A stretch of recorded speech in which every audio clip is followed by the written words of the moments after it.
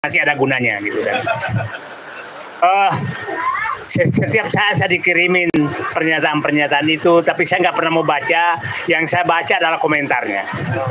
Komentar orang yang menonton TikTok tersebut. Dan ternyata tidak pandang siapapun, orang itu semua dibaki oleh rakyat. Dan ada yang memuji satupun. Artinya rakyat memahami bahwa memang mereka brengsek. Itu yang paling penting. Nah, kita Bapak sebagai tentara, kalau sudah rakyat menyatakan brengsek, maka tentara sudah tahu harus bersikap kemana. Kan rakyat kan menyatu sama tentara, ya Pak Nur Sam kan? Jadi kalau baca komentarnya itu ya baca aja komentarnya. Kiai sudah keluar, bekas tentara yang pangkatnya bintang juga sudah dikeluarkan. Tapi rakyat ternyata nggak memihak ke mereka. Artinya rakyat tentara yang aktif maupun yang itu harusnya sudah bersikap. Ini sudah harus memihak ke rakyat. Kan kira-kira itu pandangan saya sebagai orang sipil. Nah, karena dia sudah mengeluarkan semua, saya nggak tahu ya. Saya tadi tinggal Jokowi aja yang belum dikeluarkan gitu. Belum dikeluarkan. Nah, jadi saya di posisi ya udahlah, biarkan rakyat yang menilai. Silakan bayar semua mereka berapa uang kamu. Nah, yang menarik isu yang dikembangkan terus adalah berapa sumbangan aguan. Itu yang terus Bang. Menurut agama kita, kalau sumbangan dari uang haram itu tetap haram menurut pemahaman saya. Jadi mau kiai haji, mau kiai apa, kalau itu sumbangannya dari hasil menggusur rakyat ini, saya tetap haram. Walaupun yang ngomong itu kiai haji, kan? Itu pandangan saya. Walaupun itu Kiai Haji Muhammad Said ya, walaupun itu bekas pimpinan TNI, tapi kalau itu sumbernya uang haram, tetap aja melanggar Sabta Marga, melanggar sumpah prajurit, ya kan, Pak?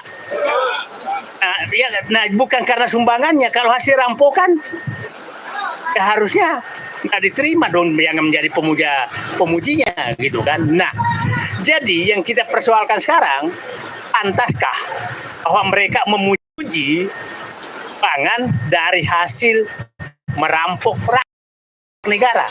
Itu yang pertanyaan saya pertama kepada orang di aguan karena sumbangannya. Itu tuh siapapun dia. Nah, jadi ya sekarang itu kan yang keluar terus sekarang. Arkan kami dapat sumbangan begini, kok nggak malu gitu loh. Bangga malah menerima sumbangan dari perampok rakyat, perampok negara. Ada. Agak kasar sebenarnya. Ya nggak apa-apa lah. At belakang saya. Nah, kita yang selalu yang dipersoalkan yang kedua adalah katanya menampung tenaga kerja, kan hanya dua itu. Jadi dikeluarkan sekarang. Dia penyumbang dan dia penampung tenaga kerja. Nah, dia nggak pernah menghitung berapa nelayan, berapa petani, berapa petambak yang digusur dan tidak punya harga diri.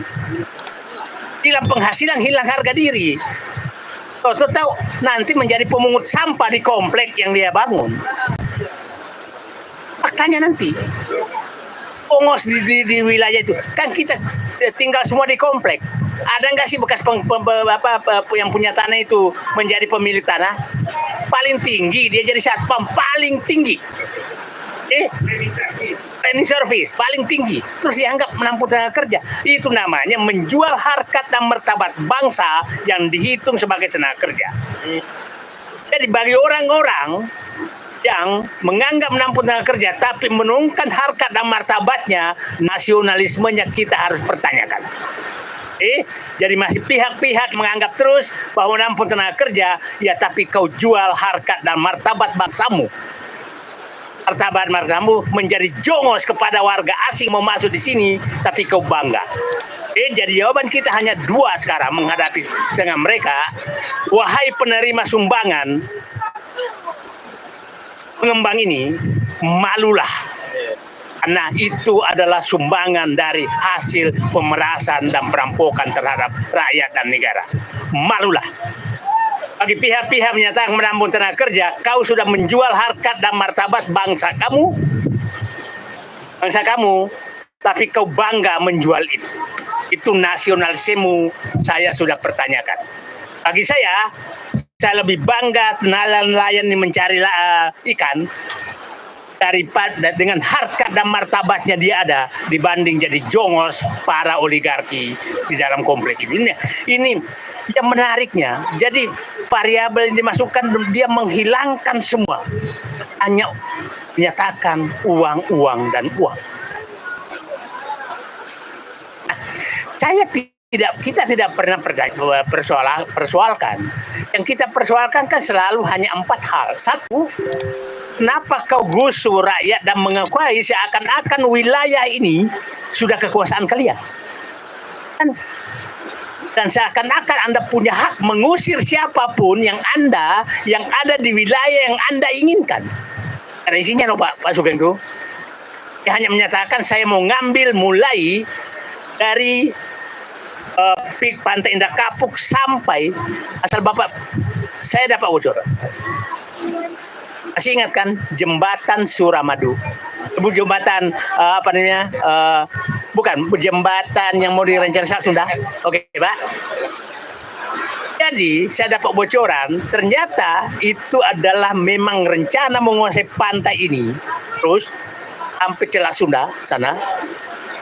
Selat Sunda jadi jembatan, maka masuk Selat Malaka. Pada saat Jawa sudah menyatu dengan Sumatera, masuk Selat Malaka, maka itu sudah menyatu dengan Cina.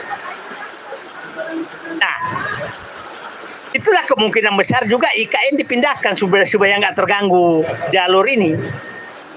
Jalur ini. Nah, Pak Sugeng harus paham, saya sudah menghitung. Ekonomi Indonesia yang harus lewat Selat Sunda kalau jembatannya jadi itu sekitar 42 sampai 45%. Ekonomi Indonesia yang kesedot dari Jawa ke Sumatera sampai Selat Malaka masuk Cina 42 sampai 45%. Jadi siapapun yang menguasai ini nanti, maka negara ini sudah bagian dari Cina ekonominya, nggak bisa ngapain. Karena jembatan Selat Sunda akan dibangun oleh Cina dan ini semua sudah dikuasai. Jadi ini rencana mereka jangka panjang. Masih ingat pernyataan mereka yang awalnya menyatakan PIK 2 itu hanya 1.680 hektar.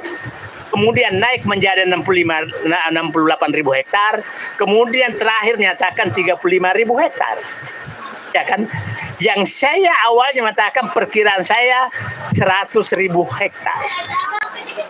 Dan lebih luas dari Singapura. Jadi bapak-bapak, lewat bapak-bapak bisikanlah yang masih punya jiwa Sabta Margais, jiwa patriotisme, sumpah prajurit.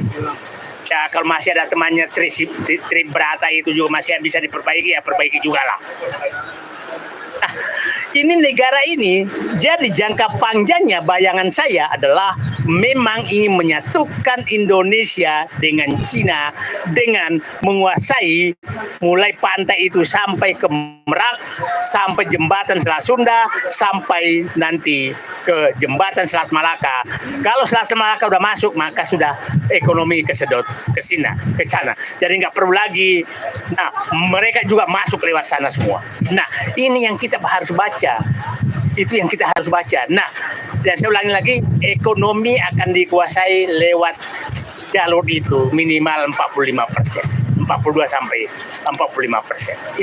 Itu yang terjadi. Jadi ini bukan pekerjaan sederhana, tapi adalah sudah menjual nasional. Jadi kepada pihak-pihak Kiai Haji, terus jenderal, mantan jenderal, hanya mengingatkan negaramu sedang terancam. Jangan jual murah ayat-ayat yang kamu sudah kuasai.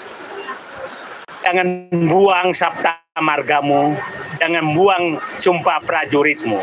Negaramu sedang terancam, dan terakhir, jangan kau jadi jongos kepada penjual bangsamu. Itu saya pikir yang paling ini.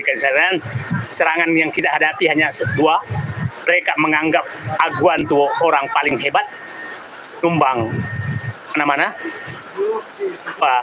Mereka pembuka lapangan kerja. Pertanyaan saya, adakah pekerja Indonesia di Pantai Indah Kapuk?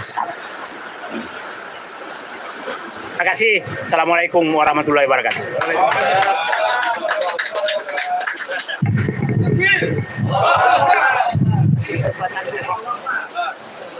Luar biasa, betul-betul lengkap kita hari ini. Ada 4 tokoh ini saya sudah merasa menang. Ada Pak Narko. Saya umpamakan kalau wayang Jawa itu Pak Punokawan, anggaplah beliau itu Semar. Sembarang nggak sama. Terus ada Pak Said Didu, itu ada namanya Gareng Mbak. Udahlah. Terus yang ketiga ada Pak Ahmad Kosinuddin Petro. Dan yang keempat Pak Edi Mulyadi, itu Bagong. Pak, 4 ini adalah orangnya sederhana tetapi kehebatannya luar biasa. Kemana-mana dia selalu membawa 3 hal. 1, tentang pendidikan. 2, tentang informasi. Dan ketiga, tentang hiburan. Udah ada di 4 orang ini. 3 ini luar biasa itu. Terakhir saya menyampaikan bahwa meskipun kita purnawirawan harus disiplin. Jadi kalau makan siang jam berapa itu harus disiplin tepat waktu. Jadi saya mohon waktu 5 menit aja, habis itu kita makan siang. Dan setelah makan siang nanti dengan hormat, para tokoh ini sebagai warga kehormatan FPPI, karena FPPI akan memberikan pernyataan sikap, mohon nanti mengorbankan waktu untuk bersama-sama kami. Dan ini suatu hari yang luar biasa kita bisa bersama 4 tokoh. Sebagai balasan saya 5 menit memberikan informasi kepada bapak-bapak. FPP ini tadi sudah saya bekali. Nyali mental, harus berani. Kenapa berani? Karena kita di pihak yang benar. Loh, kok bisa? Benar? Iya. Kita berbicara masalah negara. Secara unsur jelas, ada pemerintah, ada rakyat, ada wilayah, ada pengakuan negara lain. Alasan kita bahwa kita benar ke pemerintah, kita itu bukan melawan pemerintah, tetapi kita membantu pemerintah. Yang kedua kepada rakyat, kita bukan melawan rakyat, tetapi kita membela rakyat. Dan yang ketiga masalah wilayah, kita menjaga wilayah. Jadi membantu pemerintah, membela rakyat, menjaga wilayah. Itulah yang membuat kita bernyali, berani, dan benar. Kemudian semua juga tidak terlepas dari semua itu adalah berdasarkan keridhaan Allah. Maka dalam mengakhiri ini dengan hormat saya persilakan apakah Pak Edi atau Pak Ahmad Kosinuddin untuk memimpin doa kita. Oke deh, doa sekalian ya.